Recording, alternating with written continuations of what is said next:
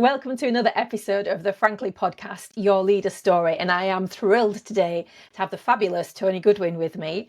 Tony is founder of the Sales Architects, who work with individuals and organisations to take the stress out of selling. Tony, welcome to the podcast. I'm excited to get into this conversation. Thank you very much indeed. Absolute pleasure to be here.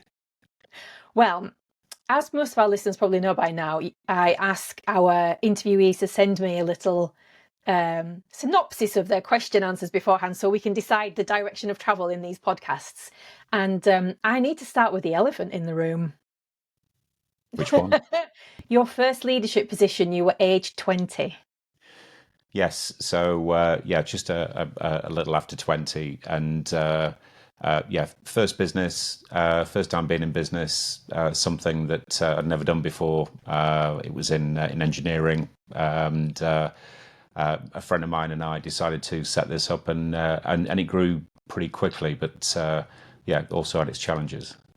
So when you were younger, did you have ambitions to be a leader at some point? Was it on your vision board? I've always enjoyed, being centre of attention. Put it that way. When I was younger, some say some things never change, but so I think certainly when I was younger, I was things like captain of the rugby team, and obviously enjoyed that, but never any real sort of ambitions. Although one thing I did want to be was be my own boss, and wasn't really sure in what area, but as I say, I found myself in engineering of all things. So 20 years old, your first business, and then that took you into being a leader for the first time. Talk to us about that. What was it like being 20, running a business and trying to learn how to lead? Because you would have had no role models to learn from because you were the boss, is what I'm thinking. Yeah, no, absolutely. It was a real mental challenge more than anything else from my perspective. Now, whether sort of consciously or subconsciously, I don't know whether I was just transformed into some absolute lunatic, thinking that I had to be, more directive, as opposed to what I would sort of define as a leader now. I'm a little bit older, and I was employing a lot of guys that were a lot older than me, a lot older than me. Some were my dad's age, and I just find that a bit of a challenge. And for some reason, I just flipped into being that very supervisory, trying to sort of direct them, trying to be, leverage authority from somewhere, and it didn't play out too well, put it that way. It's a really hard dynamic to play out with, especially when your team have been in working experience longer than you have, and you're trying to still add value and have some authority and power. Yeah, it's and it's really, again, in my head, it was that's what I thought a leader should be in business. Now, ironically, I perhaps contrast that to when I was playing rugby at school, which was more sort of collaborative and really sort of encouraging the other lads to to play well even when they weren't. Just some basic things around that. I just sort of flipped a switch, and then again, I don't know whether it's because I thought I was in business and the boss, and the boss had to act in a certain way, or whether I thought I had to try and assert myself with these older, bigger, more experienced guys than I was. So it was interesting. I learned pretty quickly. What were your biggest lessons back then? Again, looking back, it was not to be, I can't swear on this podcast, but not to be an arse. I think I'm allowed to say arse? I think that's loud. Apologies. But really just, not to be the big I am, which I thought I had to be, if that kind of makes sense. And, trying to boss people around who had very little or no respect from me, apart from the fact that I paid the wages. So I had a couple of guys leave pretty early on, and they gave me some pretty honest feedback. By the way, I managed. There was one guy in particular who got years of experience and used to work down the pits in Barnsley. Great talking. You get the idea, and he was a supervisor down there, and and he just gave me a bit of sort of real salient advice as I was leaving, which was, just wind your neck in, okay, and treat people, for what they are, and don't try and, from your perspective, don't try and be something that you're not. So that kind of sort of hit home Oh, really a little bit. But so some good advice. yeah, how great to have that so early on as well. I mean, that like without feedback, you can't learn, can you? You can't adapt and improve the impact that you're having on others. 100%, and that's certainly something, one of the lessons, and we all pick up lessons, don't we, from Yeah. every good, bad, and indifferent experience along the way. So yeah, that was a really good learn. And so obviously you're a little bit older than 20 now. Slightly, A little slightly, bit. just a little So bit, yeah. what with your older wisdom, what does the word leader mean to you now? Um, I think one of the key things really is, number one, just to support the team around you, okay, and empower the team, as opposed to, things like micromanaging, and always being on people's back.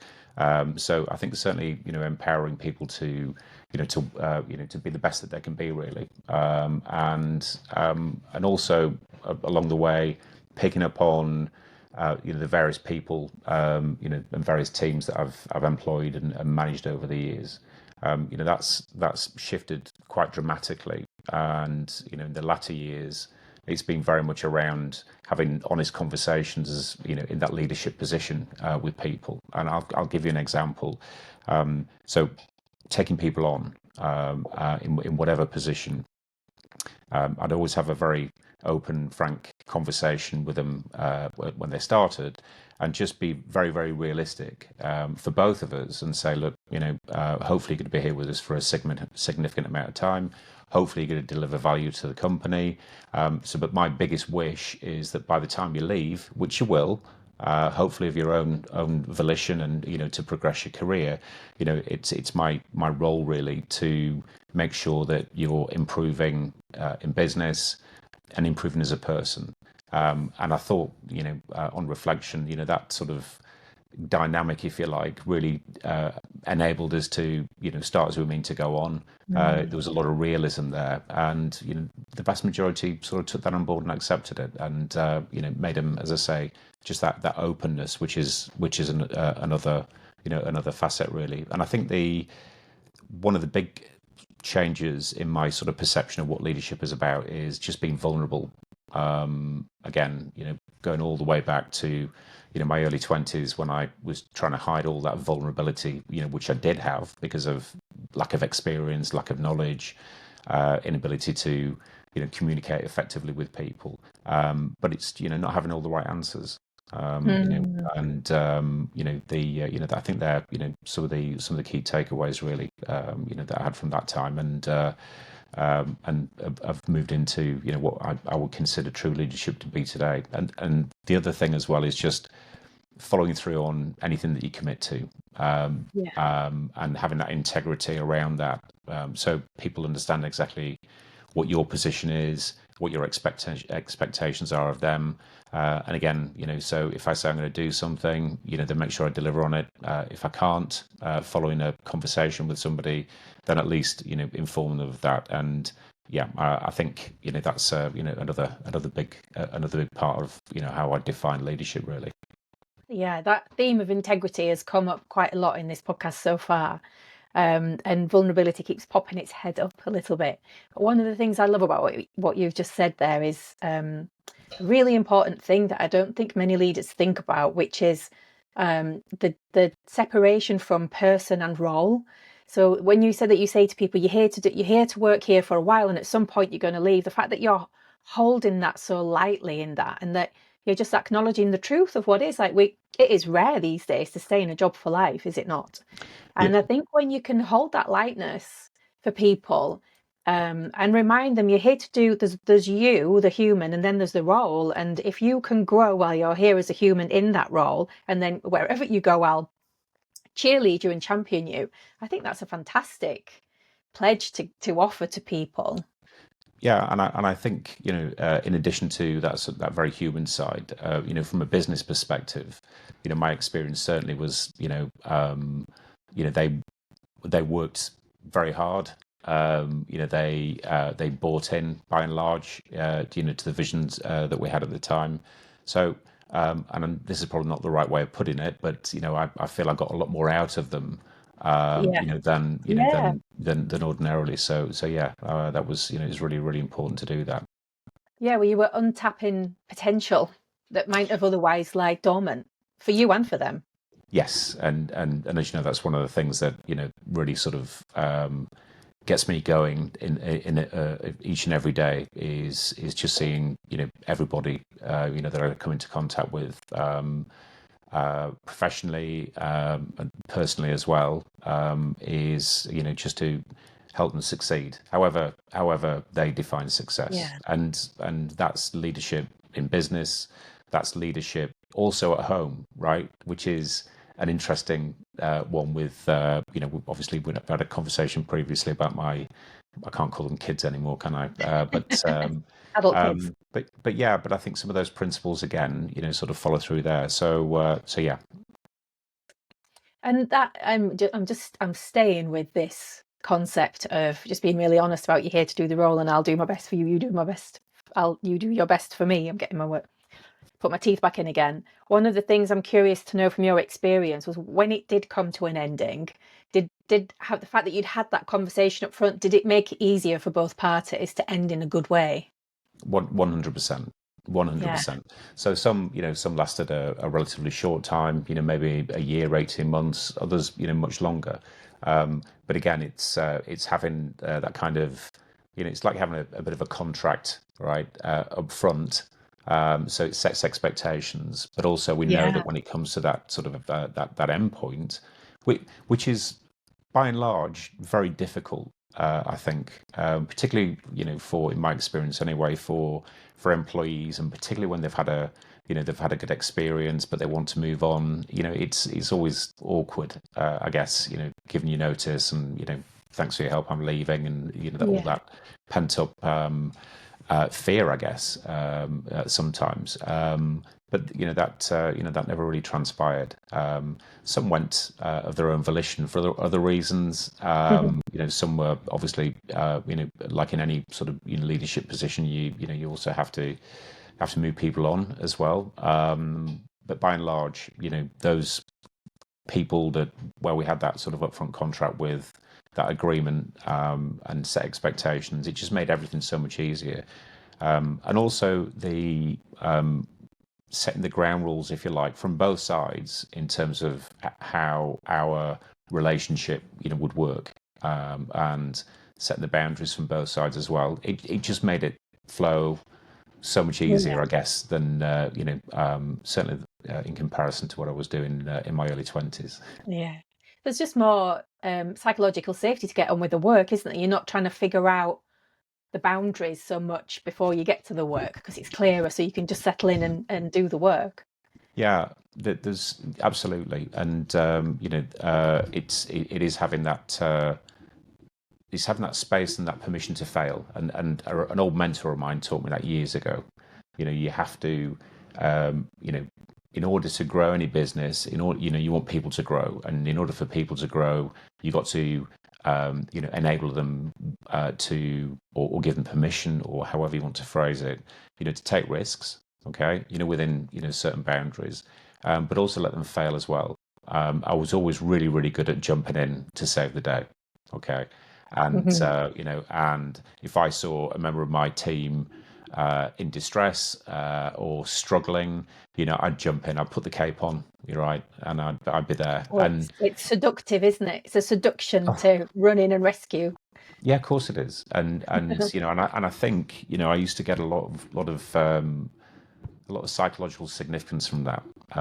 But again, just speaking about that mentor there, my previous mentor there, the other thing that he said was, in leadership, you've got to leave your ego at the door.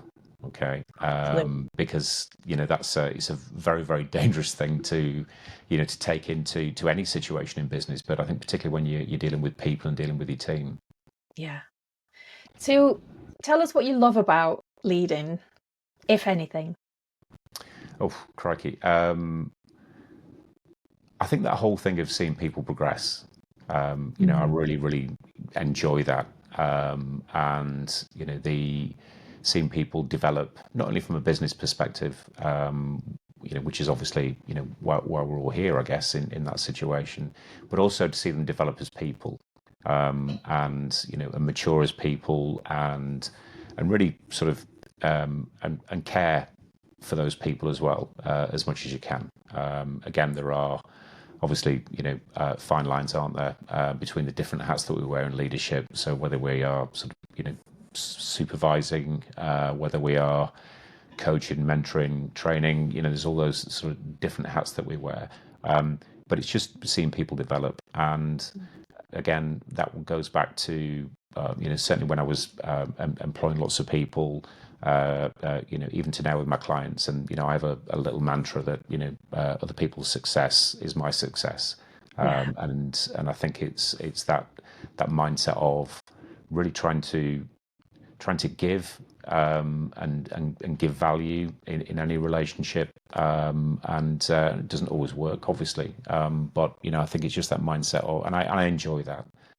I actually probably get some psychological significance out of that, right? But who cares, right? Yeah, yes, it's a So worthy. yeah, so yeah, I really do, love seeing people develop, again, and grow, and that's that's probably one of the biggest things. There are plenty of things that I've hated about leadership, over the years, Oh, we'll come on to but that. so yeah, but yeah, it's all around seeing people develop and grow. Yeah, well, I can echo that. I mean, I've set up a flipping business trying to do that, haven't I? And there was, for me, becoming a manager and a leader, there was nothing more rewarding than seeing your team thrive, knowing that, they've put the hard work in, but you've just been there to support them. Yeah, there's nothing more rewarding. Yeah, absolutely. And particularly So, when you get that, and when you get that feedback and you see people actually yeah, doing it, as opposed to, yeah, as you'll see and you'll have seen throughout your career, I'm sure, sometimes people sit there nodding and smiling, but yeah. perhaps the execution is not where it should be. So go on then, tell us on the flip side, what do you find most trickiest about leading, or what's been toughest so far? Um, and go back to the first time I had to sack somebody, which Ooh. was going back to my, again, business in my early 20s, which was just the worst experience. Shall I tell you about it? Yeah, tell us. Tell So, us. so We're, there's we're on the this, edge of our seats now. You've teased us. well, just sit back, relax, get the popcorn, right? So it was one particular guy who we got in to do sales, and he was the loveliest guy you could ever wish to meet. I mean, he was just lovely. Okay, and again, he was about my dad's age at the time, and but he just couldn't sell anything, unfortunately, and he was there to sell in sales. And I let it go too long. There's always this thing. I'm Oh, trying to remember the phrase. You hire slow, fire fast. yeah. We got it completely the wrong way around, and so we had to let him go. So I got him upstairs, and I said, "I'm sorry, Bill. Let's call him Bill." Okay. I said, "I'm sorry, Bill. I'm gonna have to let you go." Right. I didn't know what to say. Right. Okay. So I'm gonna have to let you go. I was trying to be, as gentle as I could, and he filled up, and uh, Oh, and he said, "I know, lad." He said, I saw it coming. I just want to thank you for the opportunity," and I'm feeling the throat and all this kind of stuff. Anyway, the best bit was he went downstairs, and I said, "Look, you can go. I'll pay you a couple of weeks to, just take your stuff, and hopefully you find something." 5 minutes later, there was a tap at the door, and it was Bill, and he popped his head round, and he said, "Oh, I forgot something." And as he reached round and his back and brought out this big present, because I was getting married a couple of weeks oh, later, he said, oh, That's your wedding present, lad." And so that, so, oh, so oh. I think I still need some, I think I need some Some help working therapy. that one through. So, so that's yeah. So those, I mean, they become easier over the years. I think when you have those tough conversations. But I've never liked having to move somebody on, whether that be because they weren't a fit for the business or we couldn't support them, whatever it might be. So, that's always been difficult. Yeah. And that's the main Emotional one. weight. Yes, Like the huge. emotional weight that you carry as a leader, knowing that it is a role that people are occupying, but they are a human being, and you have at your fingertips a very disposable way of you know enabling them in their lives or pushing What, them on to go and find enablement somewhere else. yeah, absolutely. And I think, you can. It's very, very difficult. I've always found it difficult to emotionally detach from those situations. It's got much easier over the years, with technique and experience. But just that, yeah. Again, I remember some advice from some crazy, crazy guy. He was brilliant, and he used to sort of do some one-to-one work with me. And he said, look, he said, whenever you're in those type of situations, whether it be, you've got to let somebody go, or you've got to have a conversation around performance or whatever it is. Again, I used to, feel my body tensing up, and that feeling in your gut and in nervousness. And he said, just imagine yourself. Put yourself in your mind's eye, floating seven. I thought, what are you on about, man? Right? He said, but floating 7 feet above yourself, but looking down on the situation and just see it as a logical transaction as much as you can. But yeah, I mean, they're always. I don't know about you, but yeah, they're challenging. Challenging conversations, and perhaps one of the most challenging thing about leadership. And to your point around the human side of things, it's not just the person in the business very often that's in your care, for want of a better term, but they have family, their Mm-hmm. partners, very often they have children, and it's all that Yeah, all that side of things which historically I've always found difficult to put to one side, really. yeah. I think that's what makes you such a great human leader. We did talk about learning the processes and the tools, but also creating more space, certainly in modern current leadership thinking, to bring more of your own whole person and more of your own humanness into the leadership role, Mm. and to integrate rather than to try and exclude parts of yourself to deal with things. Like, just integrate it all and bring all of it, and let it all be welcome. But I do think it brings a greater challenge, because you've then got to sit with more of the feelings that are going on when you're facing into the challenging stuff, Mm. which every leader has to. Yeah, no, I couldn't agree more. It's yeah, it's challenging, and it's completely different. When you get into a true leadership role, than something. For example, let's talk about sales teams, the exciting world of sales teams. But there's a big difference between being a really good salesperson, but then leading a sales organization. And I guess there are very similar analogies, aren't there, to sports. And a great centre forward doesn't necessarily make a wonderful manager. Mm. It's just there's a lot more involved that people could ever comprehend, really, I guess. Yeah, yeah. I see that a lot. I see organization, particularly young and maturing organizations. They see that people get good in their role, and they think, oh, great, there's some talent here. Like, let's make sure that we keep them challenged and keep them in the business. We'll promote them to manager. But Yeah. often the competency and strengths and skills they have within the role, it's a completely different set of skills and competencies to become a manager and a leader. And it's quite a big step for people, I think, to shift into a different mindset, and to just be expected to get those skills overnight. And that's an interesting one, isn't it? And you'll have seen this far more than I have, but just people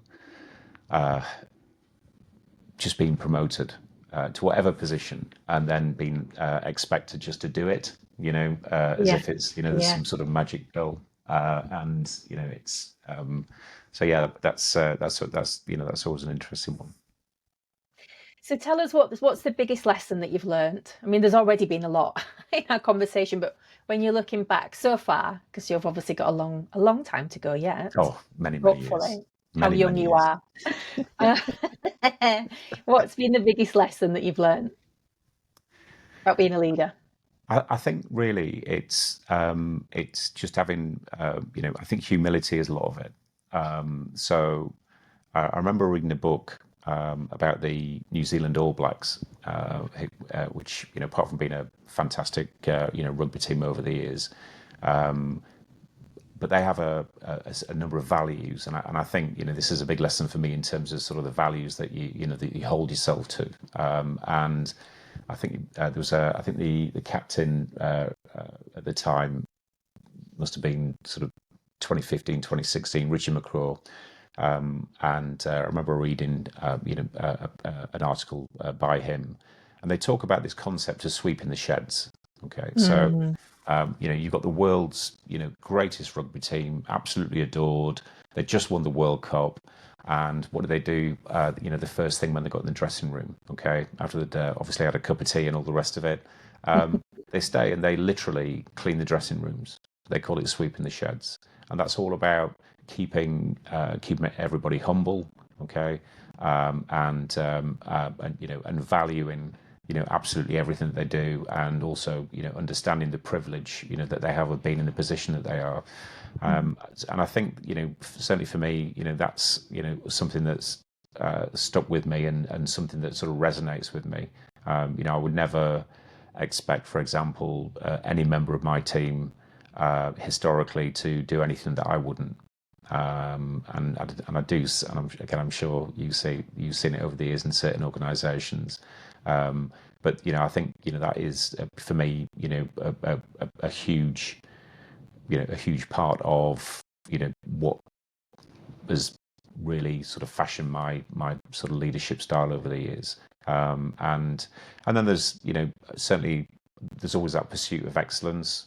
Again, however people define that, but certainly that continuous improvement, and trying to again particularly look after this bit between the ears, which is challenging for everybody. But I think certainly within in leadership, and particularly if you're if you're invested in the people that you are leading, I think you alluded to earlier, Jennifer, it's we've really got to look after this.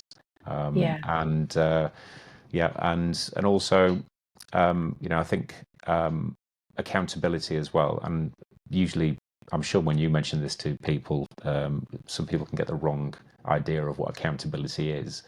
But it's that's another sort of lesson from certainly from my own perspective. But yeah, and that's not necessarily holding other people to account, but I think it's more around holding myself to account, which again I guess comes back to this whole thing around sort of following through, and that whole thing around Yeah. integrity. Integrity. Yeah.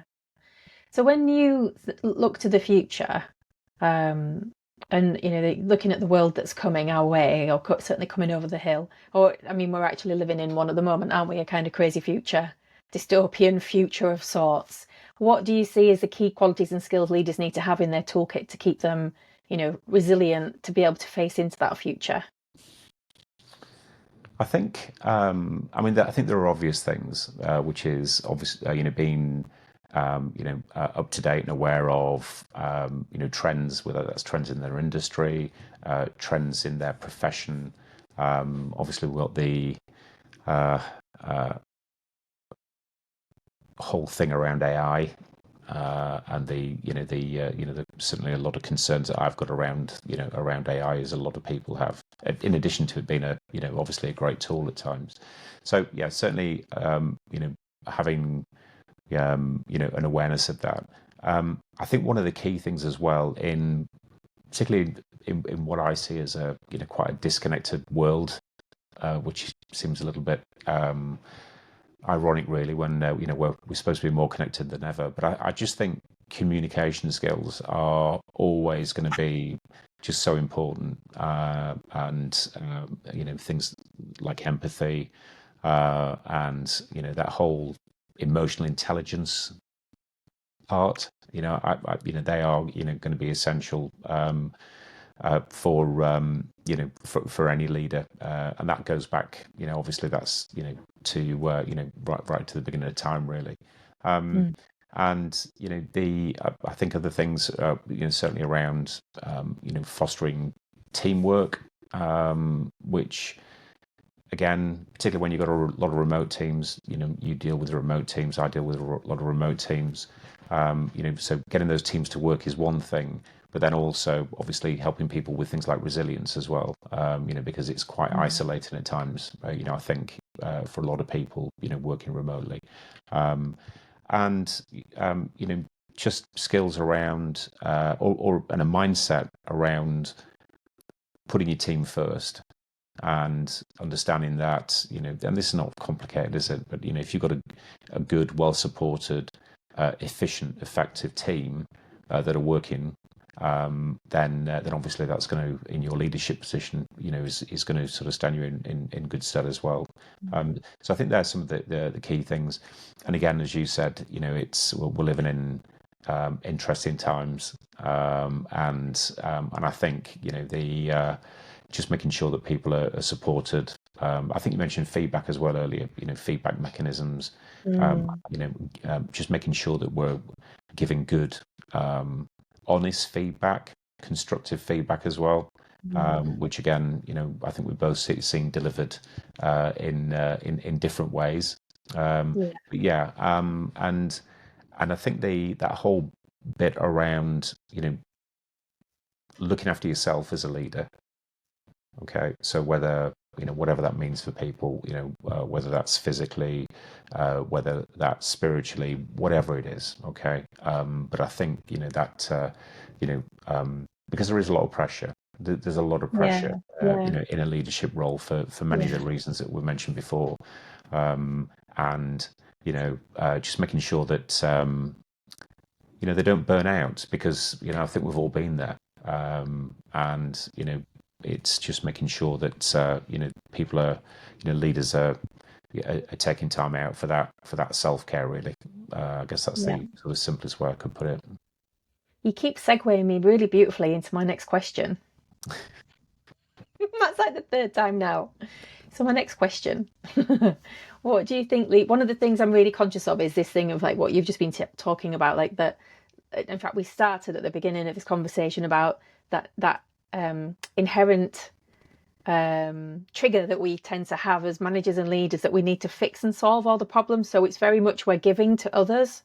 And we're just moving into that space of actually, if I'm going to put my oxygen mask on first as a leader, like to really take care of myself so that I can be in better service of others, not rescue them, but help enable to unlock potential in them. What do you think leaders need in their toolkit in terms of like what support do you think they need around them to help them be at their best more of the time? I would always say, because this is the way that I've always sort of progressed my career, is coaching, mentoring. Okay. Now, whether that is perhaps mentoring from perhaps from within the company, I always recommend people get external coaching. I just think that's such an important thing, and has helped me certainly, and a lot of the people that I've known over the years have obviously embraced coaching. That's a huge thing, because as there are things that we can address in coaching that perhaps we can't address within the company or to our peers. So that's a massive one, and I think as well, in terms of support, just going back to the point I mentioned earlier, just ensuring that leaders have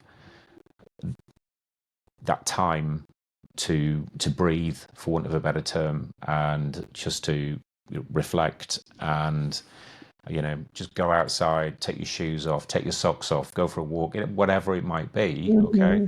But I know that sounded slightly flippant, but really that is, whatever we can do for leaders to give them that, that space mentally, and also physically sometimes as well. I think particularly when I see, younger people obviously growing through an organization, they will, as we all have done, okay, burning the candle at both ends, putting in a ridiculous amount of what they perceive as discretionary effort, and then we hit the wall, don't we? And I think really it's for what I would class as progressive organisations is making sure that our leaders are mandated, right, to take that time out and that space out. Mm. Because otherwise, if you leave it to most people's devices, they will just run and run and run and run and Yeah. run, for Until whatever the reason. Yeah, yeah, exactly. And we certainly don't want that. I think leaders are, in any organisation, they're not a inexpensive asset, for want of a better term. yeah, Okay, so we just yeah, need to, to look after them, yeah, and make sure that, they are fueled and refueled, appropriately. I think, that's, certainly I think, something that we should be looking at. yeah. I agree. I think there's been a leadership burnout endemic in recent times, and not just because of COVID. I think it got talked about more because of COVID, but I think it was already happening before then. That kind of we've got to be 24/7 switched on and responsive because we're now in a globalized world. Even our computers can't survive 24/7 switched on. They all need downtime too. Absolutely, and you're right. It's not in the past 5 or 6 years that it's been an issue. I mean, I cast my mind back to, obviously I was very young, Very, very young. but like the 80s, and I've heard about the 80s, but again, that whole that whole thing in the 80s of really living it up, and work hard, play hard, all this kind of stuff, and and then burn out and keel over. I mean, that's that was reality for a lot of it. Yeah. Yeah, nobody wants that. No. So I've got two questions left for you, Mm. and one of them is a wild card question that you don't know about yet. Mm. So the one that you do know about is if you could have any job in the world, what job would you have? Well, I put on my form that I'd let you know about this one, didn't I? You did. Right. Um, do you know? And this sounds so disgustingly cheesy, right? But I'm doing it. Doing. I knew you were going to say that. I knew I you were going to know. say that. I didn't want to write that Isn't that down, right? great? Because I thought, oh, you can't write that down. That's just, that's ridiculous. Um, but I just, yeah, I just love it. It's, gets me up in the morning, and gives me that drive. Even at 30, right? I'm still there, right? But You're looking good uh, on it. yeah, no, I just, yeah, I do. I just, it has its, of course, it has its frustrations, and and all the rest of it. But no, I couldn't think of doing anything better, to be honest. Yeah, I'm with you there. I'm with you. And what a privilege to be able to, to not be searching and seeking out for the thing because you've already found the thing. I think like that's a whole load of overthinking for me I don't have to do, which is I, useful. do you know? I always remember my dad when I was, I must have been around about 11, 10 or 11. And my dad used to, he worked away a lot, and so when he'd come home, and we'd have a chat. And I remember him saying to me, and he was walking me across to school one morning, and he said, he said, you'll make a very good salesman, right? And I remember turning around, and honestly, I felt ill, right? I said, I beg your Oh, pardon. He said, I think you make a very good salesman. So I spent years just pushing against that, thinking what a ridiculous idea, and how dare he? here I am. Here you are. He was People how to be a good salesman. there. But yeah. So, but no, I love what I'm doing. I do. And my wild card question then, are you ready for it? Go on, embrace myself. What question should I be asking in this podcast that I've not yet asked? Crikey. I think you thought I struggled with the last question. Um, what would I tell the 20-year-old self me? And do you want me to answer that? I absolutely, I do. Um, I think, just be humble. Okay. Don't try and pretend to be something that you're not. ask for the input advice of people far more experienced that have been in business and been in this earth on this earth a lot longer than you have, and probably smile a bit more. Okay. Oh, So, I mean, I wasn't a miserable bugger completely, but yeah, I can't imagine that.